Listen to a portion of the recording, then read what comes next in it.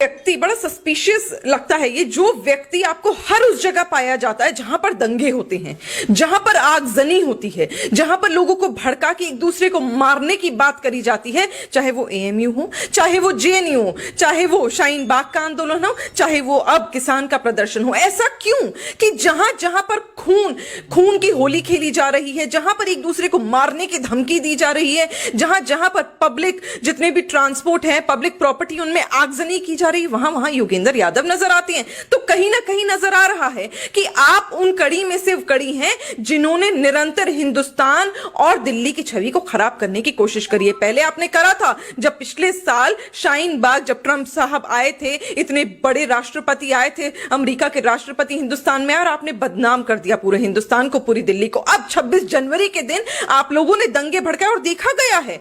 आप कहते हैं नहीं, आप उनके समर्थन में नहीं, उनके समर्थन में नहीं। ये कौन सा कोइंसिडेंस है कि जहां जहां आगजनी हुई वहां योगेंद्र यादव नजर आ जाता है? और ये तो मुझे लगता है कि आम आदमी पार्टी के ही स्लीपिंग सेल में से हैं। पहले तो आम आदमी पार्टी में थे, अब ये उनके स्लीपिंग सेल बन गए कि आम आदमी पार्टी का सपोर्ट सामने से तो करेंगे नहीं, पर कहीं ना कहीं केजरीवाल जी की जो मैं कहूंगी जो षड्यंत्र है, जो वो चाहते हैं दिल्ली को जलाना, उसमें ये लोग आगे बढ़कर मैं कहूंगी पार्ट ले रहे हैं और इसको खत्म करने की जरूरत है। तभी तो इन लोगों के खिलाफ इतनी अधिक 26 से भी अधिक एफआईआर हुई है।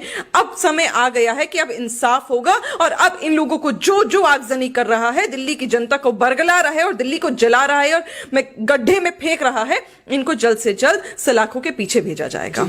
मैम, आपने राकेश टिकैत की जो आंसू बहाते हुए वीडियो तो देखी होगी, तो मैं आपसे समझना चाहूंगा कि राकेश टिकैत को वाकई में किसानों की फिक्र है या फिर पर्दे के पीछे राजनीति कुछ और ही है? देखिए, राकेश टिकैत जी के पिताजी किसान हुआ करते थे। जहां तक मैंने राकेश टिकैत जी के बारे में सुना है, क्योंकि कहा जाता है कि वो मुजफ्फरनगर से, और मुजफ्फरनगर मेरा भी घर है, मैं वहीं की बेटी हूं, मुजफ्फरनगर से आती हूं, मुझे मालूम है कि उनके बारे में क्या क्या लोग बोलते हैं, क्या उनकी छवि है। जो व्यक्ति गुंडई में हो, गुंडागर्दी करते हो, लोगों को भड़काते हो, कोई दंगा होता हो, सबसे पहले सिरमौर बनकर अगर राकेश टिकैत बैठने वाले हैं, तो मेरा मानना बिल्कुल साफ है कि वो किसान नेता नहीं है और किसानों को भड़काने के लिए बैठे हैं। ये सारे इवेंट्स कैसे होते हैं, मैं समझ नहीं पाती कि जब आप किसानों के बारे में बात करते हैं, शाहीन बाग की बुजुर्ग महिलाओं के बारे में बात करते हैं, क्या ये इतने खाली हैं कि सड़कों पर आके बैठ जाएंगे? क्या इन लोगों के पास काम नहीं है? क्योंकि इन लोगों को पैसा दिया जा रहा है। राकेश टिकैत उन एक मैं कहूंगी राजनीतिक टट्टुओं में से हैं जिसको कांग्रेस पार्टी और अरविंद केजरीवाल जैसे लोगों ने खरीद लिया है और खरीद कर वहां बिठा दिया है सिर्फ चेहरा।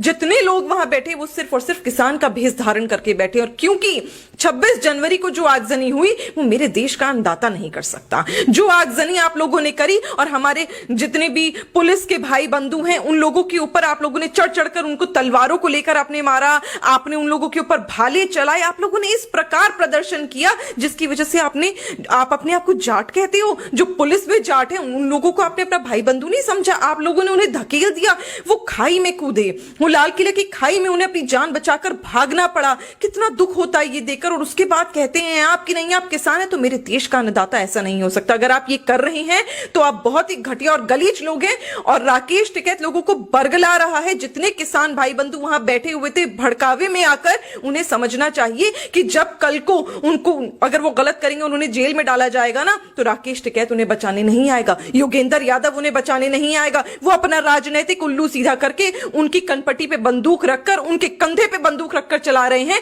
अब आम जनता को, किसान को और शाहीन बाग की बुजुर्ग महिलाओं को समझने की जरूरत है। एक तरफ तो अरविंद केजरीवाल के ऊपर भाजपा आरोप लगा रही कि पहले 13,000 करोड़ का घोटाला, फिर 26,000 करोड़ का घोटाला दिल्ली जल बोर्ड में, और दूसरी तरफ वो जल बोर्ड के टैंकर लेके वहां पर दिखाई पड़ते हैं जो बॉर्डर पर, यूपी के बॉर्डर पर। तो आप इसे कैसे देखते हैं? देखिए, अरविंद केजरीवाल इतनी गंदी और गलीच राजनीति पर उतर आएंगे ये कभी और किसी ने नहीं सोचा था जब अन्ना हजारे जी के साथ वो आंदोलन पर बैठे थे।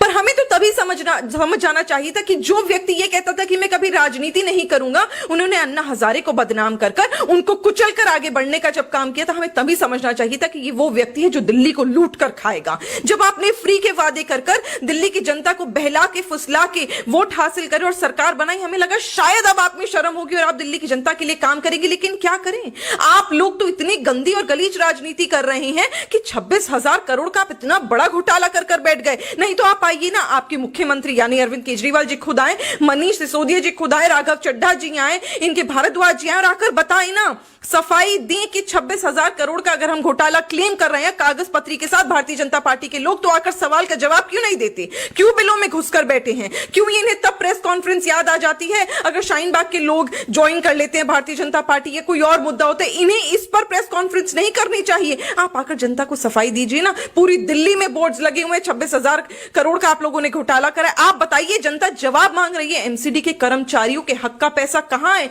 एमसीडी के कर्मचारी अब बिलक बिलक कर रोने लगे कि पैसा दे दीजिए, उनकी सैलरीज दे दीजिए। डॉक्टर्स जितने हैं, जो कोरोना वॉरियर्स का जिनको हमने नाम दिया, जो अध्यापिका हैं, वो सब जवाब मांग रहे हैं, अपनी सैलरी मांग रहे हैं। आप उनके हक का पैसा मारकर कैसे सो रहे हो ना, ये सिर्फ आप ही समझ सकते हो। और लगता है कि अब तो दिल्ली ने आस्तीन में सांप पाला हुआ है मुख्यमंत्री के रूप में। जी मैं अंत में आपसे समझना चाहूंगा कि जैसे शाहीन बाग के आंदोलन में दिखाया जा रहा था कि मुस्लिम और सिख भाईचारा, वैसे ही कुछ बैनर जो है इस आंदोलन में भी दिखाई पड़ रहे हैं। तो आखिर ये किसान नेता जो है वो इस चीज को लाके क्या साबित करना चाहते हैं? देखिए, किसान नेता अगर मैं कहूं ना तो हमें नहीं कहना चाहिए। हम सरासर किसानों की बदनामी कर रहे हैं जब हम ये कहते कि किसान का आंदोलन है। मुझे बताइए, क्या किसान के आंदोलन में मोदी को और माननीय गृह मंत्री अमित शाह जी को मारने के नारे लगेंगे? क्या वहां पर ये नारे लगेंगे कि हम दिल्ली को उड़ा देंगे? क्या वहां पर ये नारे लगेंगे कि हम चक्का जाम करेंगे? क्या वहां पर ये नारे लगेंगे कि हम पुलिस कर्मियों को छोड़ेंगे नहीं? क्या वहां पर ये कार्यक्रम होंगे जैसे उन्होंने पुलिस कर्मियों को मारा, इतने लोगों को